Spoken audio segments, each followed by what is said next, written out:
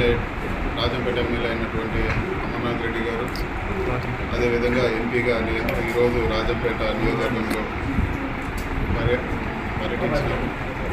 అదేవిధంగా ప్రజల సమస్యలన్నీ కూడా తెలుసుకొని వాటికి ఏ విధంగా పరిష్కరించాలో కూడా వాళ్ళందరితో కూడా మాట్లాడి ఎంపీ నిధుల ద్వారా మరి ఇతరత్ర నిధుల ద్వారా అవన్నీ కూడా పనులన్నీ కూడా నెరవేర్చే విధంగా కూడా ఈరోజు కూడా ప్లాన్ చేయడం జరిగింది.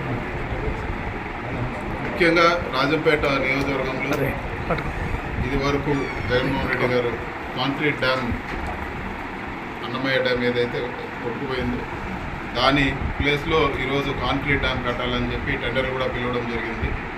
ఈరోజు పరిస్థితి ఏమంటే చంద్రబాబు నాయుడు గారి గవర్నమెంట్ వచ్చినాక సంవత్సరం కావస్తున్నా కూడా ఆ పనుల గురించి ఆలోచించడం లేదు. అదేవిధంగా ఏవైతే టెండర్లు ఇది వరకు పిలిచారో వాటిని క్యాన్సిల్ కూడా చేయడం జరిగింది. ఇది నియోజకవర్గానికి పెద్ద ఇబ్బందికర పరిస్థితి, తాగునీరు కానీ సాగునీరు కానీ పెద్ద ఇబ్బందికర పరిస్థితి వచ్చే ప్రమాదం ఉంది.